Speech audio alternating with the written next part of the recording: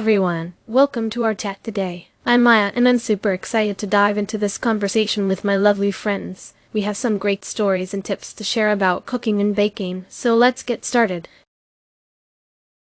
I recently faced a little hiccup while preparing a batch of almond flour muffins for a food truck event. I was all set to make my famous gluten-free blueberry muffins, which I usually make with almond flour for that nutty flavor and moist texture. However, to my surprise, I discovered that the market was out of almond flour that day. This dish by Almond Flour Blueberry Muffins is a favorite at our food truck. They're gluten-free and have a lovely, delicate texture with a hint of almond that pairs perfectly with fresh blueberries. I was making them for a local festival, where our food truck was one of the main attractions. For those who aren't familiar, almond flour is made from finely ground almonds and is often used in gluten-free baking. It's popular here in Florida due to our vibrant health-conscious community. I usually make a variety of dishes with it, including cakes, cookies, and even as a coating for crispy chicken tenders. Facing the almond flour shortage, I had to think on my feet. Instead of substituting with the similar flour, I decided to create a tropical coconut muffin. I blended coconut flakes, cassava flour, and a touch of tapioca starch to mimic the texture of almond flour while adding a tropical twist. It wasn't just a substitute, but a whole new creation inspired by local flavors. Maya, that's so inspiring. Your ability to adapt and create a new dish on the fly is amazing. I can only imagine how well those tropical coconut muffins went over at the festival. It's a great example of turning a challenge into an opportunity. Absolutely, Emily. Maya, I love how you turned the shortage into a chance to experiment with local flavors. I bet the coconut added a delightful tropical note that was a hit with your customers. I agree, Sarah. Maya, your creativity is admirable. It shows how sometimes a shortage can lead to even more exciting culinary creations. The combination of coconut and cassava sounds delicious and very fitting for Florida. That's so true, Jennifer. Maya, your ability to think outside the box is what makes you such a fantastic chef. I love how you transformed the situation into a chance to innovate with local ingredients. The tropical twist must have been a treat for everyone.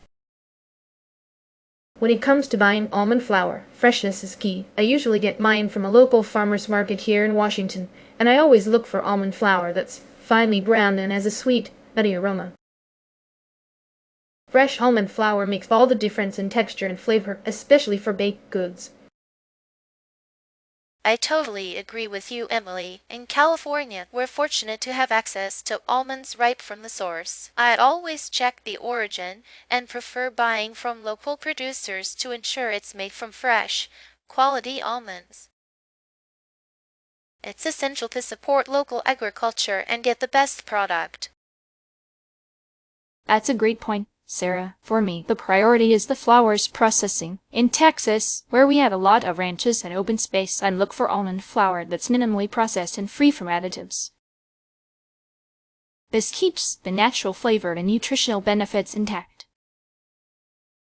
I resonate with that, Jennifer. Here in New York, I focus on the fat content in almond flour. I find that higher fat almond flour gives a richer texture to pastries and cookies. Plus, I always check that it's stored properly to avoid rancidity, especially in smaller urban markets. Those are all fantastic tips. In Florida, I look for almond flour with a fine consistency for smooth batters and doughs. I also pay attention to whether it's blanched or unblanched, depending on the recipe. For my food truck, consistency and texture is crucial, so I test different brands for the best results. In Washington, when almond flour isn't available, I often use hazelnut flour. It's locally produced and adds a rich, nutty flavor to baked goods, though it's slightly coarser. I've used it in cookies and cakes with great success, but it's different in texture and flavor from almond flour. That's interesting, Emily. In California, we sometimes use pistachio flour as an alternative. It's not as common, but it gives a lovely green color and a sweet, nutty taste to desserts. I have made pistachio muffins, which are a big hit, though the flavor profile is distinct from almond flour. For us in Texas, pecan flour is a good substitute. Pecans are plentiful here, and the flour has a buttery taste that's fantastic in pie crusts and baked goods. It's a bit heavier than almond flour, so adjustments are needed, but it's a flavorful alternative. In New York, I often turn to oat flour as a substitute. It's not nut-based, but it's gluten-free and has a mild flavor that works well in most recipes. It's widely available and great for cookies and quick breads, but would lack the nutty taste of almond flour.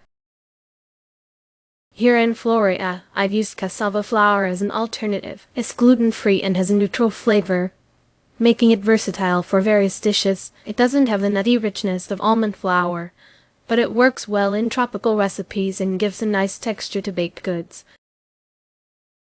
To sum up, we discussed how to handle shortages creatively, like I did with my tropical coconut muffins when almond flour was unavailable. We explored the criteria for selecting almond flour: freshness, origin, processing, fat content, and consistency.